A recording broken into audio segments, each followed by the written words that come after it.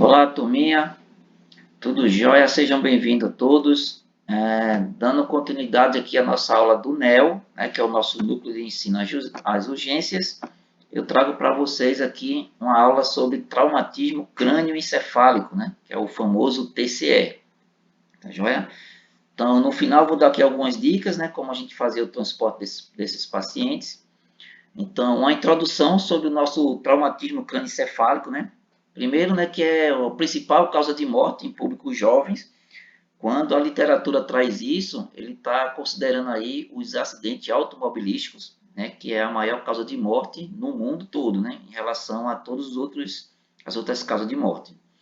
90% das mortes são acometidas no pré-hospitalar, então, ou seja, veja que o nosso serviço, né, que é o serviço de atendimento pré-hospitalar, ele é de suma importância para que a gente consiga trazer um benefício para esse paciente, né, e, consequentemente, evitar o número de mortes e diminuir aí a quantidade de lesões secundárias, né, que são aquelas lesões permanentes, né, que são as paraplegias e as tetraplegias. Os sobreviventes apresentam danos neurológicos permanentes, que é isso que eu acabei de falar para vocês. Então, o nosso cuidado no pré-hospitalar é justamente diminuir esse número de mortalidade e diminuir esse número de comorbidades, né, que são justamente as sequelas causadas pelo traumatismo crânioencefálico. A prevenção das lesões secundárias, né, como tinha falado, é o principal item no atendimento pré-hospitalar. Então, para isso, seguimos, né, algumas narrativas, como, por exemplo, a hipotensão, ficar atento a esse quadro de hipotensão dos pacientes, que é exclusivo para o paciente de traumatismo crânioencefálico, dentro de um atendimento de emergência, seja ele uma emergência fixa ou uma emergência móvel, que é o nosso caso, é melhor a gente lidar com um paciente que mantenha uma pressão um pouco baixa, do que esse paciente apresentar uma pressão alta. Tá?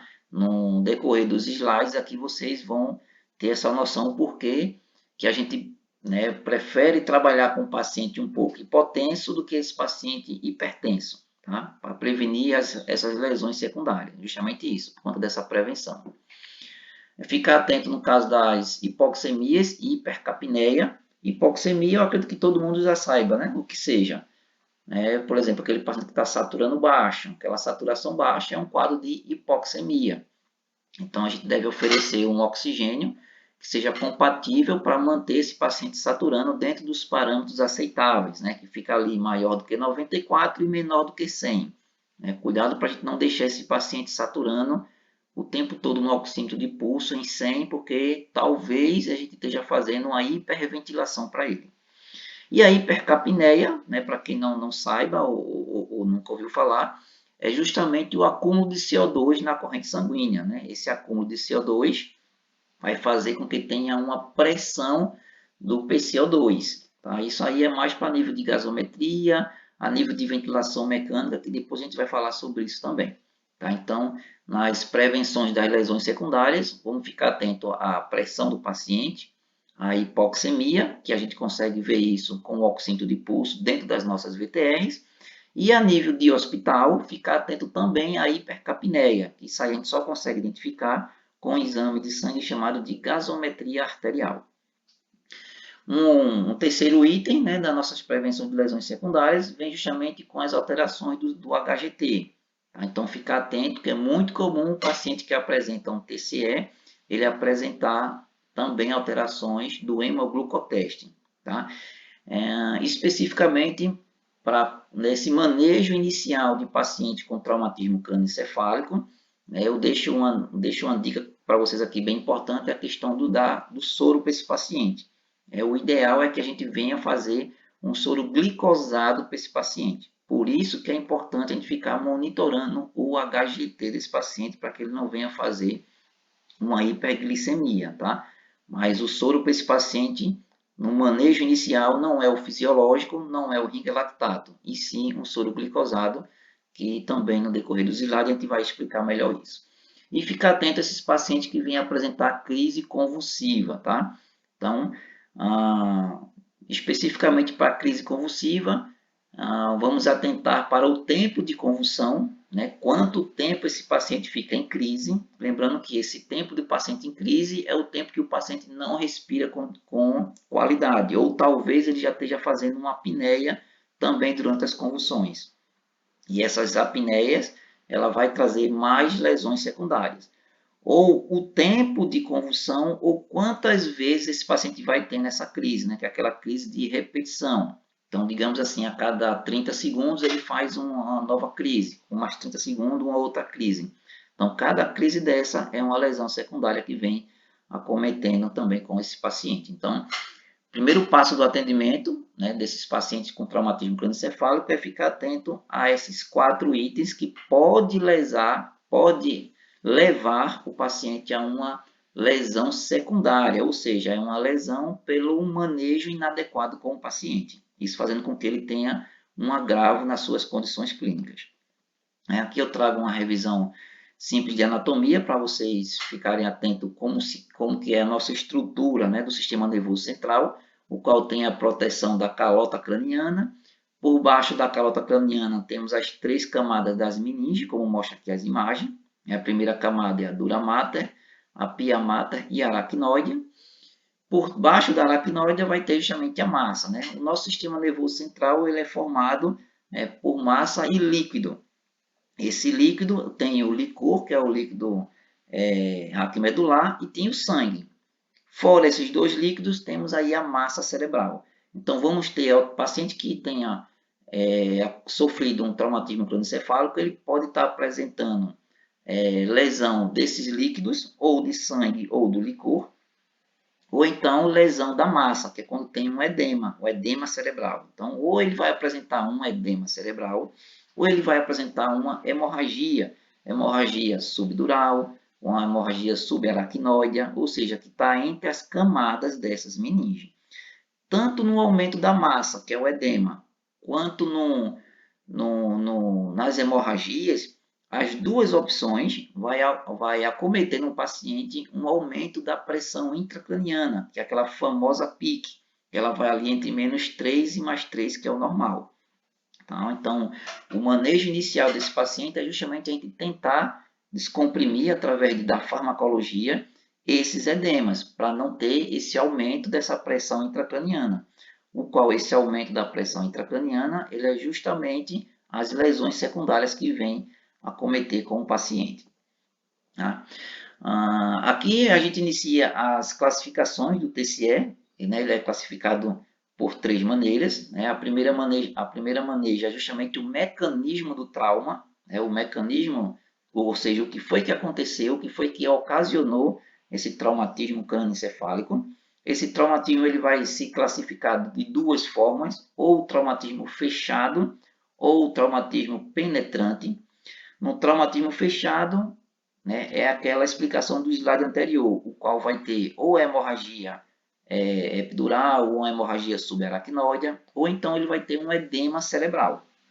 Ou seja, o paciente sofreu uma pancada forte na cabeça, teve ali hemorragia entre as camadas das meninges, ou teve o edema cerebral, ou acometeu as 2 coisas. Então, isso aí temos um traumatismo fechado. São pacientes que vai ter um melhor diagnóstico, uma melhor compreensão dessas estruturas quando esse paciente é exposto a exames de imagem, como por exemplo nas tomografias. Né? Então, nessa primeira imagem aqui, de um trauma fechado, dá para a gente ver nítido, né? Uma fratura de calota craniana, né? Aqui onde está passando o mouse, dá para a gente perceber aqui nesse desenho, o qual o osso ele foi quebrado, e logo abaixo aqui tem uma área mais perimeada, mais avermelhada, ou seja, indicando aqui hemorragias entre a camada das meninges. Tá? Então, nessa primeira imagem, eu tenho aí uma classificação de um traumatismo crânioencefálico fechado, o qual o exame de imagem vai detectar aí essas lesões dessas estruturas internas. Já no TCE penetrante, é justamente por objetos, né? Objetos que foram cravados de forma criminosa ou de forma acidental, o qual vai estar justamente lesando todas essas estruturas de couro cabeludo, calota craniana e as estruturas internas, né, do nosso sistema nervoso central, as meninges, né, os vasos sanguíneos e a massa, literalmente, onde está ali os neurônios, né, que não são nossas células neurais. Então, essas aí são as duas classificações do traumatismo crânioencefálico, ou fechado ou o penetrante. A segunda da classificação é justamente sobre a gravidade dessas lesões. Uma vez que foi classificado ou penetrante ou fechado, vamos identificar agora, né, a gravidade dessas lesões. Esquecendo um pouco aí as imagens, tá? Até porque dentro das nossas VTRs, nessa primeira abordagem que a gente faz aí nesse manejo com o paciente, a gente ainda não tem esses exames de imagem. O que a gente vai levar vai ser justamente as condições clínicas do paciente. A clínica, nesse caso, ela vai ser soberana para que a gente venha fazer a classificação da gravidade desse TCE. Esse TCE ele vai ser classificado de três maneiras: ou um TCE leve, ou um TCE moderado, ou TCE grave. Tá? Então vamos ver as características de cada um deles. No TCE leve, o Glasgow desse paciente vai ficar ali mínima de 13 e a máxima de 15, que é a sua pontuação máxima, tá?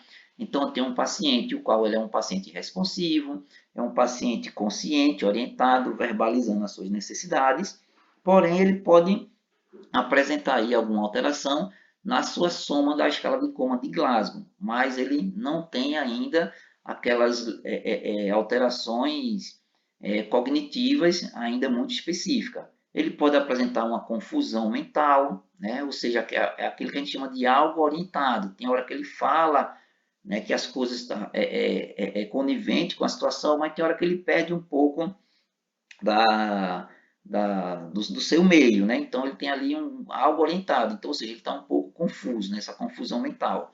Ele pode estar relatando uma cefaleia, né, que é aquela dor de cabeça, tontura. Você pedir para que esse paciente caminhe até você, você pode perceber um desequilíbrio, né, na marcha desse paciente. Tá? Perda auditiva, ele pode relatar que está com zumbido no ouvido, não está escutando bem, e tudo isso aconteceu após o traumatismo crânioencefálico. E náusea, né, que é aquela vontade de vomitar. Ele não vomitou, ele só está apenas com a sensação do vômito. Tá?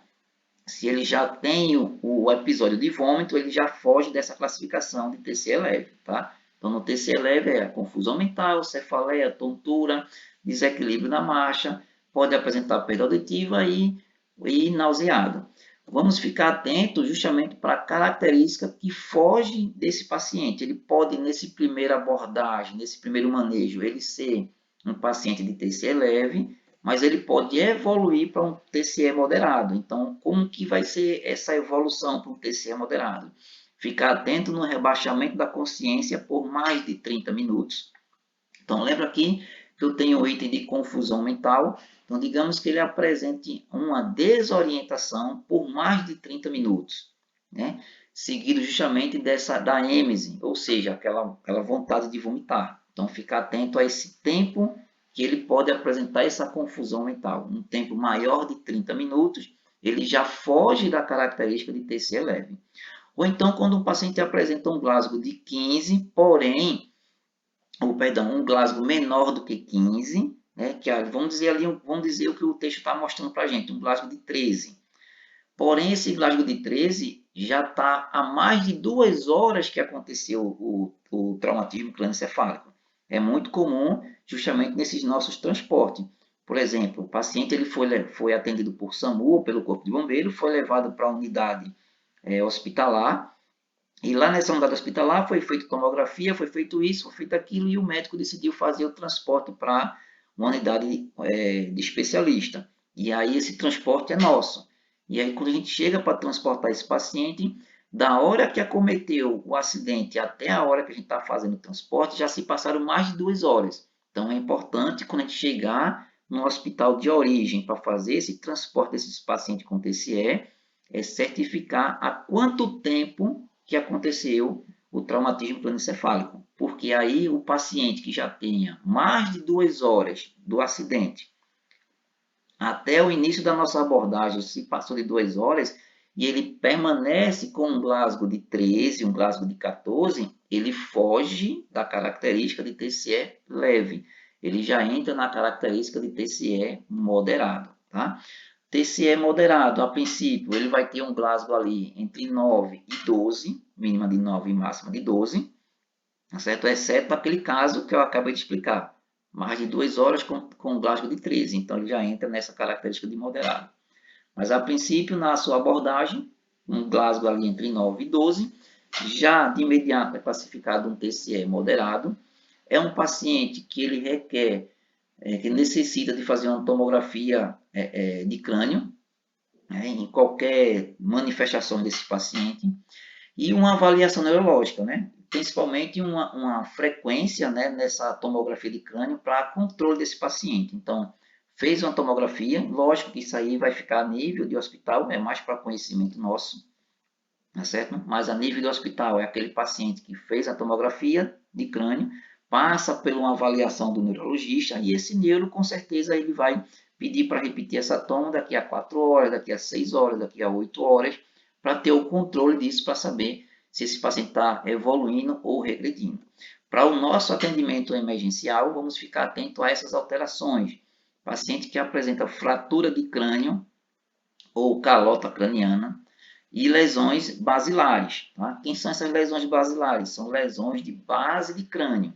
Então, aqui na imagem, mostra aqui para vocês, onde está a setinha vermelha, apresentando aí uma fratura. Tá? Lógico que eu tenho aqui um paciente, deixa eu ver se eu consigo trazer o mouse. Isso aqui. Aqui eu tenho essa linha branca, que esse círculo branco da tomografia é o crânio, tá? É o osso do paciente. E aqui já indica aqui uma fratura.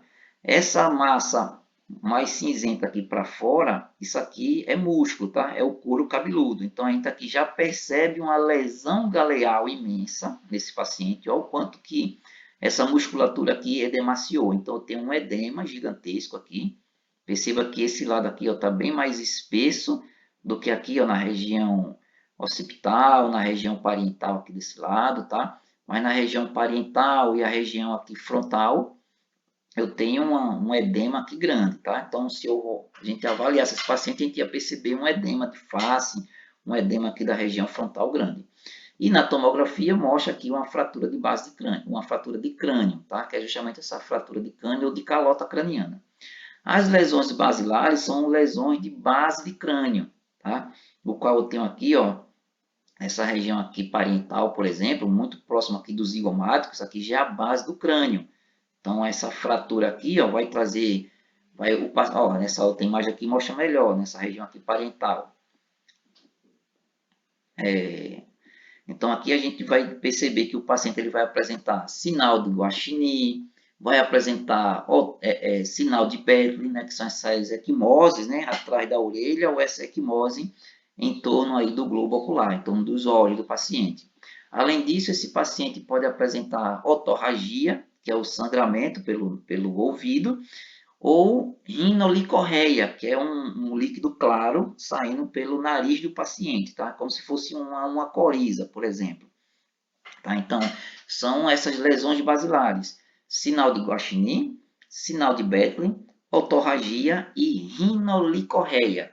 Então, pacientes que estejam, mesmo com um Glasgow ali entre 9 e 12, mas ele apresenta essas lesões basilares, ou então essas fraturas de calota, é um paciente que ele vai fugir do TCE moderado e ele vai entrar no quadro de TCE grave, tá? Então, fique atento a isso, porque nas literaturas, eles classificam os pacientes, de acordo com essa gravidade, de acordo com o Glasgow do paciente. O Glasgow é uma ferramenta muito boa, lembrando que o Glasgow é uma ferramenta que foi criada específico para a vítima de TCE. O correto seria não utilizar o Glasgow em pacientes clínicos, que apresentem alterações neurológicas, mas de maneira clínica, como AVC, seja ele isquêmico, seja ele hemorrágico, os Parkinson, e assim vai, os tumores cerebrais. Então, o Glasgow ele não se encaixa perfeitamente para os pacientes clínicos, mas para o paciente de trauma, ele se encaixa perfeitamente. Ele foi criado específico para isso. Só temos que ficar atento nas manifestações clínicas, porque a clínica ela é soberana. Tá? Então, se eu tenho um paciente com Glasgow de 10, mas com otorragia, então ele sai do quadro de moderado, que é o exemplo que eu estou dando, e ele entra no quadro de TCE grave. Aqui está as evoluções clínicas do TCE moderado, né, que são as lesões extra e intraaxial, ou seja, o eixo axial é a parte frontal do nosso corpo.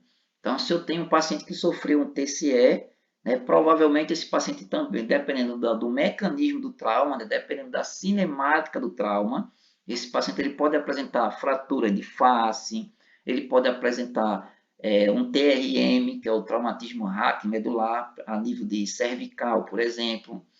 Esse paciente ele pode apresentar trauma de traqueia, né, porque dependendo muito aí do mecanismo do trauma. Vamos pensar de um paciente que sofreu uma colisão automobilística, mas uma colisão frontal. Então, ele vai ter ali um TCE, mas vai estar associado a lesão de cervical, a lesão de traqueia, a lesão de face. Então, ficar atento a essas lesões intra e extra-axiais, que é do eixo axial.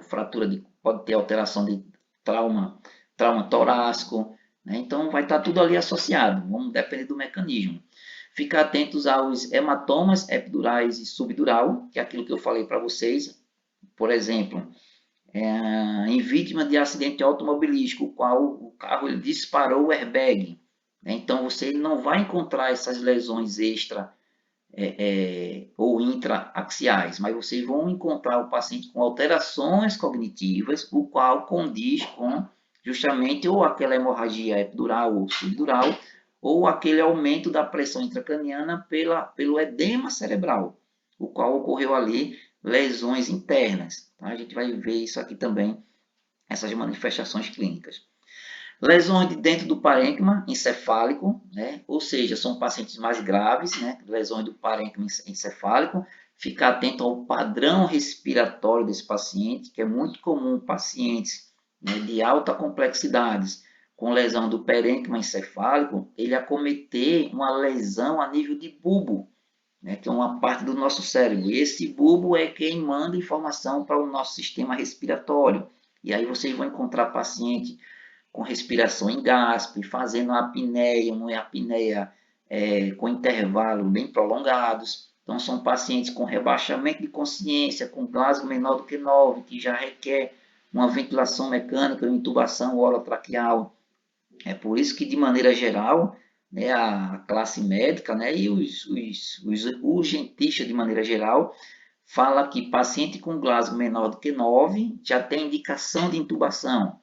Isso, quando eu falo de um paciente vítima de trauma, né, de um traumatismo crânioencefálico, com Glasgow menor do que 9, provavelmente está apresentando lesões dentro do parênquima encefálico. Por isso que se intuba esse paciente, que é para preservar os outros tecidos, os outros órgãos, os outros sistemas, tendo em vista que o sistema e o tecido do sistema nervoso central já foi lesado, então vamos prevenir, vamos proteger os outros sistemas agora, tá? Mas essa regra não se encaixa em pacientes com manifestações clínicas, né? Um AVC, né? Seja isquêmico, seja hemorrágico, um tumor cerebral e assim vai, né? São pacientes que têm alterações do sistema nervoso central, mas não por motivo traumático, em sim por causas clínicas. Ficar atento ao paciente de choque hipovolêmico. Esse paciente, como a gente falou, né, vai apresentar lesões extra e intraaxiais. Esse paciente ele pode ter fraturas importantes, pode ter contusão pulmonar, contusão abdominal.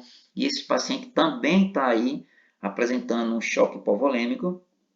Então, vamos ficar atento às manifestações clínicas do choque hipovolêmico, que é a hipotensão, ataque cardíaco, ataque de espineia, a palidez, a sudorese, alterações sensoriais, né?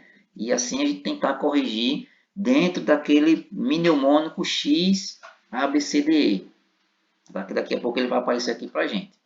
E os intervalos lúcidos, né? Vamos ficar atento também a essa manifestação clínica que é muito comum de um paciente com TCE moderado, esse intervalo lúcido. O que é intervalo lúcido?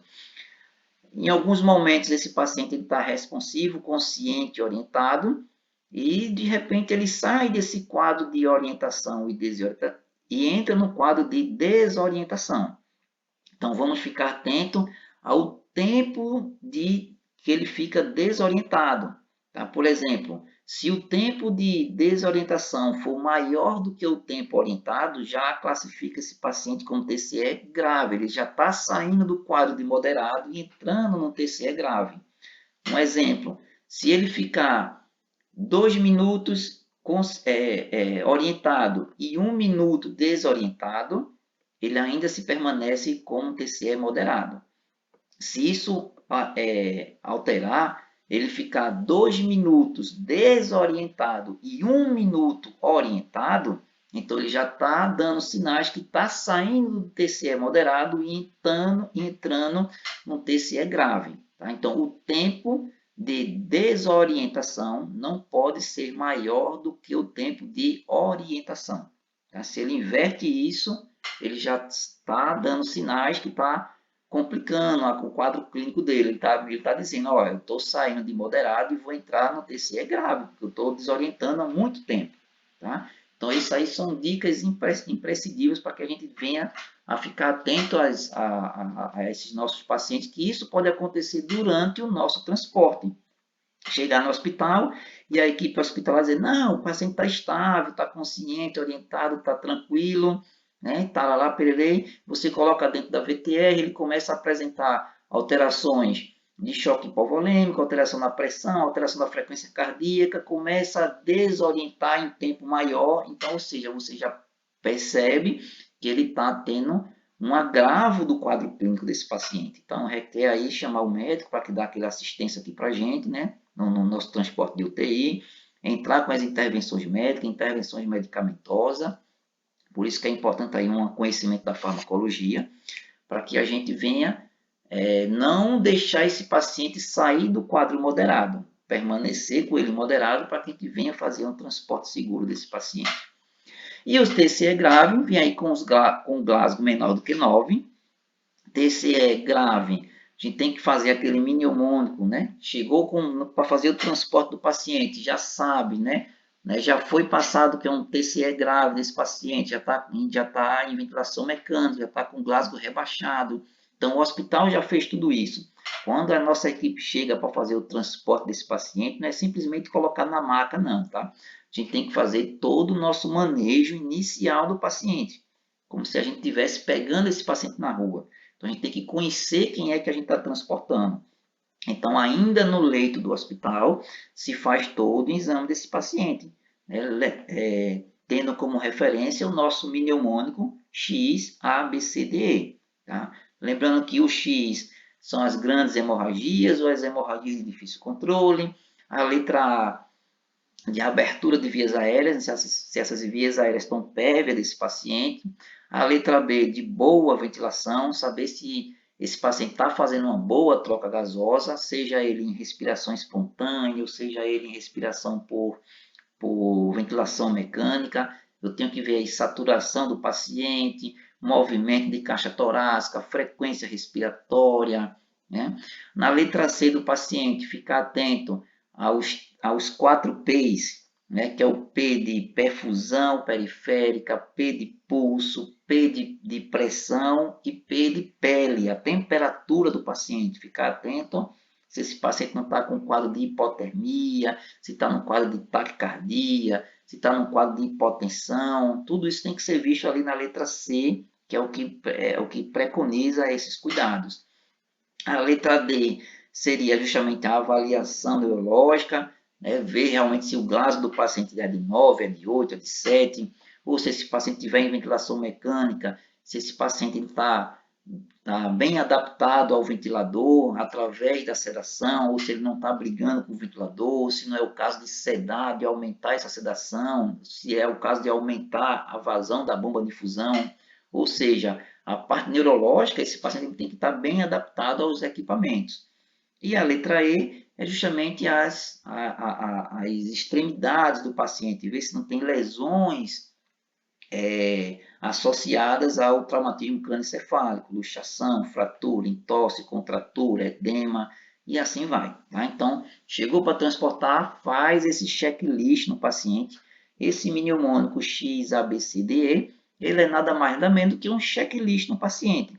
Checklist esse que a gente fala tanto, né? Por isso que a nossa empresa, né, nossa Serra Média, aí, o nosso diretor, o Marcelo Fogaça, ele fala tanto em fica atento ao checklist, fica atento ao checklist, porque o nosso checklist ele é uma ferramenta para eu conhecer o meu equipamento, para eu conhecer a minha VTR, para eu conhecer a minha mochila, e nada mais, nada menos do que esse mnemônico XABCDE é um checklist que eu vou fazer no paciente, para eu conhecer quem é que eu estou transportando, o que é que eu estou levando dentro da minha VTR.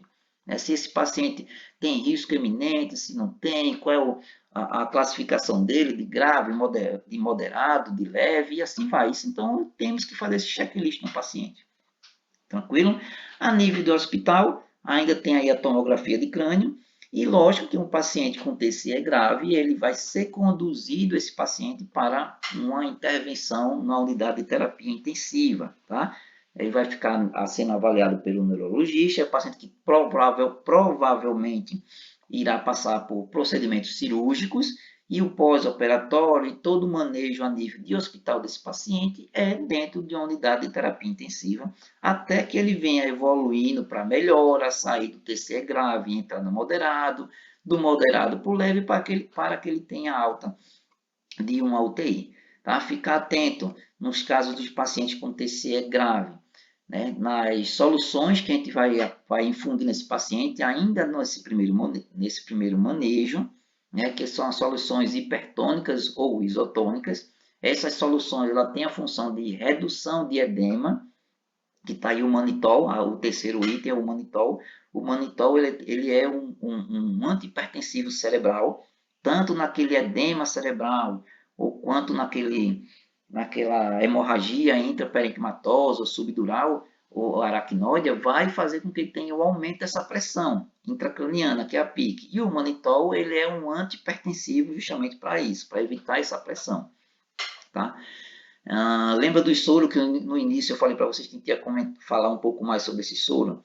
Né? Quais as características dos soros? Por exemplo, o soro Ringer lactato, a característica dele é ter uma absorção muito rápida. Então, o soro Ring vai ser absorvido da corrente sanguínea muito rápida e vai mandar para os tecidos. Se a gente colocar um soro Ring em paciente com TCE, o qual ele tenha um hematoma, né, um hematoma de tecido cerebral, se o soro Ringer lactato vai aumentar este hematoma, porque ele vai ser absorvido rápido da circulação sanguínea e vai chegar ao tecido, vai chegar na massa, e a massa já está edemaciada, aumentando ainda mais esse edema. O soro fisiológico, a característica dele é ele causar volume, ele não é ele não é absorvido tão rápido como o ringue, ele passa mais tempo dentro do vaso sanguíneo, fazendo um volume dentro do vaso. Tanto é que quando eu tenho um paciente que apresenta uma hipotensão, a primeira linha de controle é fazer uma infusão de 300 ml de soro fisiológico. Por quê? Porque vai dar volume dentro do vaso, aumentando a pressão dentro do vaso sanguíneo. Isso para um paciente hipotenso, o qual eu quero melhorar a pressão dele, o soro fisiológico, é bom. Mas no caso do paciente com TCE, não, porque ele vai aumentar essa pressão. Então, imagina que eu tenho um paciente que tem um sangramento entre as meninges, e se você aumenta o volume no vaso sanguíneo, aumenta a pressão dentro do vaso sanguíneo, você vai aumentar essa hemorragia entre essas camadas da meninge, ocasionando também o aumento da pressão intracraniana. Então, para esse caso, o nosso soro é o soro glicosado, porque ele é o principal meio de, vamos dizer assim, de combustível, né, para os nossos neurônios é a glicose. Então, o nosso sistema nervoso central ele consome muita glicose. Tá? Então, para os nossos pacientes nesse primeiro manejo, nesse primeiro atendimento, o soro ideal para ele é justamente um soro glicosado, no qual você vai potencializar um energético, né, vamos falar assim, para os nossos neurônios poder trabalhar. Você vai entrar com o manitol, no caso eu digo você, mas o médico é que vai prescrever isso, né? O médico é que vai solicitar, é somente para a gente ter o conhecimento, o porquê disso, tá? Vou entrar com o manitol, que vai ser o antihipertensivo cerebral, e um soro glicosado, que é para manter, né, uma fonte de energia aí para os neurônios, tá? Nessa primeira fase não é o soro fisiológico e nem é o soro Ringer lactato. Lógico que na continuação, né, na continuidade do manejo desse paciente, vai ter algum momento que vai entrar um ringue, vai entrar um fisiológico, mas durante o nosso transporte, durante aquela nossa abordagem inicial, não é a linha de escolha soro fisiológico e nem soro ringue. A linha de escolha é manitol e soro glicosado. Tá joia? Tá aqui na ventilação mecânica, manter um paciente com a saturação maior do que 94 e menor do que 100%, tá? Não deixe esses pacientes em ventilação mecânica saturando 100% com a FI muito alta. Uma FI de O2 de 100% e o paciente saturando 100%. Isso está errado. Se a FI de O2 está em 100% e o paciente também está saturando 100%, eu tenho que baixar essa FI de O2. Os nossos respiradores, né? O Lestung, por exemplo, das nossas VTR, o Lestung ele tem a opção de 100% e tem a opção de 50%. Então, se você está com o paciente saturando 100%, vê na FiDO2. Se tiver em 100, você pode falar para o médico, né? Ou se você tiver, né, o conhecimento de modificar essa FiDO2, você fala lá para o médico, ó, doutor, o paciente está saturando 100%, eu vou baixar essa FI aqui para 50% e observa se a saturação dele vai permanecer em 100. Se você muda para 50 e ela permanece ali em 100, ou ela vai cair um pouco, ela vai cair, mas caiu ali para 95, 96, 94, é mais seguro transportar esse paciente saturando assim do que você fazer uma hiperventilação desse paciente, causando aí uma hiperóxia, né, o qual ele vai reter o CO2 e a retenção de CO2 vai causar aí mais complicações desse paciente. Tá? Então, os nossos Lestung, ele tem a opção de 100% e a opção de 50%. Já o monitor, aquele laranjinha, que agora eu esqueci o nome dele, mais um laranjinha, que tem outras VTR, a VTR 54, se eu não me engano. Ele tem aquele respirador laranjinha, aquele laranjinha ele tem mais frações de oxigênio.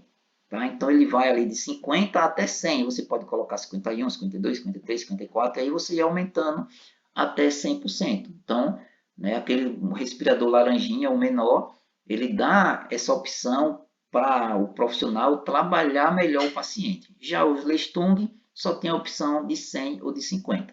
Se você coloca em 100 e ele satura 100, você coloca para 50 e observa se ele segura a saturação. Se ele segurar a saturação até 94, é um paciente bom de conduzir. Agora, se a saturação baixar de 94, aí não temos outra escolha a não ser oferecer uma ventilação a 100% para esse paciente. Tá certo? E lógico que esse paciente ele vai passar por um processo cirúrgico, né, para controle de danos, né? É aquilo que eu falei, ali a nível de hospital, vai ser mais a nível de hospital de destino, tá? O hospital de origem vai fazer o primeiro atendimento, né? A nossa equipe vai fazer o transporte para esse paciente e o hospital de destino vai repetir tomografia, vai fazer gasometria desse paciente, vai ajustar melhor ele no ventilador, vai ajustar melhor eles nas soluções cristalóide, se vai manter no glicosado, se vai fazer algum ringue, se vai fazer algum fisiológico, ou seja, vai dar todo um upgrade no paciente para preparar esse paciente para o bloco cirúrgico, né, após uma outra tomografia. E essa cirurgia é justamente para o controle desses danos, o qual depois esse paciente da cirurgia ele volta e vai ser assistido em uma UTI, né, para fazer o manejo desse paciente no objetivo de recuperar esse paciente das lesões ocasionadas. E a nossa função de transporte é justamente não ocasionar as lesões secundárias, para que o hospital de origem receba esse paciente com condições, né, de fazer o controle de danos para esse paciente. Porque se a gente não fizer essa correção de lesões secundárias, a gente vai pegar um paciente no hospital de destino e vai deixar esse paciente no hospital de origem pior do que ele estava lá no destino. E aí, essa gravidade, essa piora, muitas vezes é um paciente que não tem mais indicação de se fazer o controle de danos para ele. Então, ou seja, é aquele paciente que não tem mais o que fazer. E muitas vezes, essas lesões é acometido durante o transporte, né, que é justamente o intermediário ali entre a origem e o destino do paciente. Tá certo?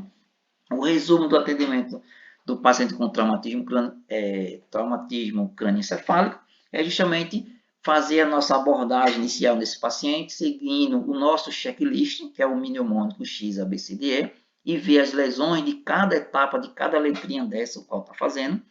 Manter o paciente durante o transporte com a pressão arterial sistólica no máximo de 90, né, aquela ali entre 80 e 90, ou seja, na prática, é aquele paciente que vai ficar com a pressão ali de 9 por 5, 9 por 4, né, ou 8 por 4, 8 por 3. Isso para o transporte é bom, né, porque a gente vai evitar a lesão secundária com o aumento dessa pressão, o aumento da pressão intracraniana, o aumento de edemas. Manter o paciente com a pressão, né, de CO2 entre 25 e 35. Para a gente de transporte, isso é mais complicado, porque eu preciso de exame de gasometria arterial, o qual os nossos hospitais de origem, ele não tem esses exames. Provavelmente os hospitais de destino tenham, tá? Mas se a gente tivesse, o ideal era manter aí essa pressão de CO2 entre 25 e 35. Isso a gente vê na gasometria arterial e a gente controla isso através da modalidade da ventilação mecânica. Manter uma volemia adequada para evitar justamente as alterações do HGT e hipoxemia. E aí vem justamente aquele sorinho glicosado, controle do HGT. Se a gente vai fazer um transporte desse paciente, esse transporte vai levar em torno aí de 3 horas. Né? Durante essas 3 horas eu tenho que fazer no mínimo 2 HGTs para esse paciente. Eu tenho que fazer um HGT na hora que eu chego no hospital de origem desse paciente, e 1 hora após esse HGT eu vou repetir, porque 1 hora após eu vou estar mais ou menos na metade do percurso do hospital de destino desse paciente.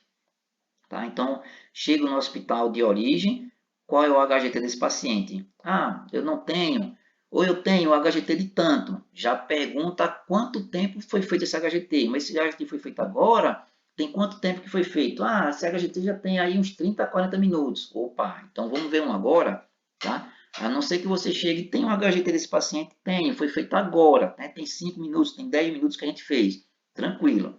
Mas se já tem mais de 30 minutos, então se repete o HGT, já pode pedir para o hospital de origem a repetir o HGT. Caso eles não queiram, caso a gente encontre alguma dificuldade, alguma barreira, não tem problema. Quando colocar esse paciente dentro da nossa VTR, a primeira coisa que eu vou fazer é HGT desse paciente. Então, fiz o HGT, comunico ao médico isso, vai ser corrigido ou não, tá? Por que que o ideal é fazer esse HGT ainda no hospital de origem? Porque se tiver alteração para mais desse HGT, dentro da nossa VTR a gente não tem como corrigir. Porque se o HGT tiver alterado para mais, a correção é a nível de insulina. Nós não temos insulina. Mas por que que não temos insulina? Por que que a Serramed não compra insulina? Porque insulina ele é acondicionado, ele é guardado em geladeira. Eu não tenho como colocar um medicamento de geladeira dentro da ambulância, porque aí eu vou estragar o medicamento, eu vou aplicar um medicamento estragado para o paciente.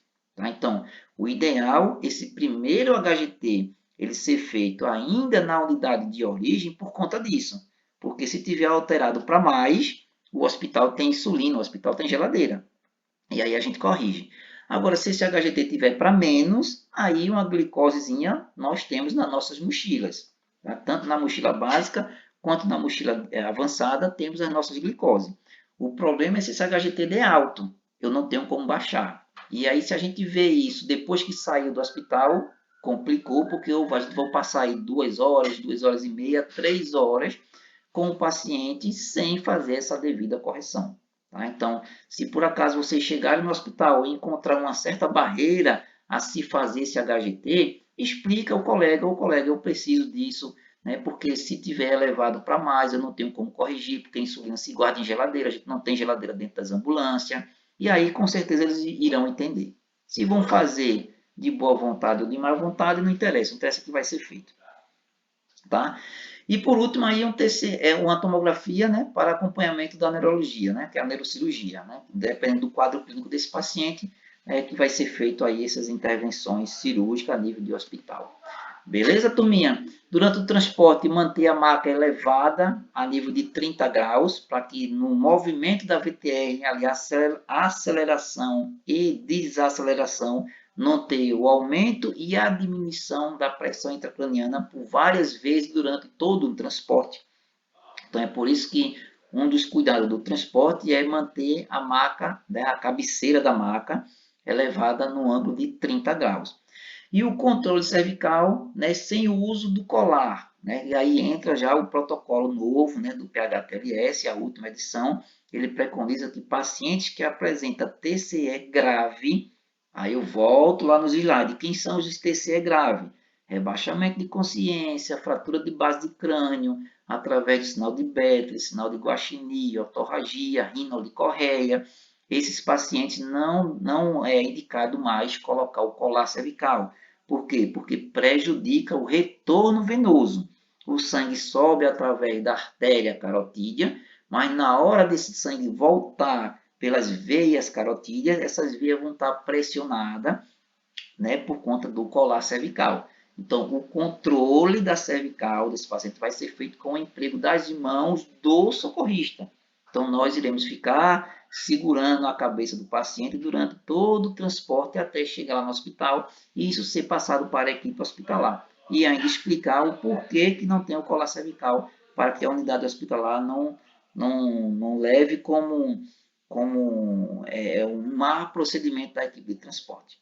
Tá joia, turma? Beleza? Então foi isso aí que eu preparei para vocês. Eu espero que vocês tenham gostado, espero que vocês aproveitem essas dicas de atendimento.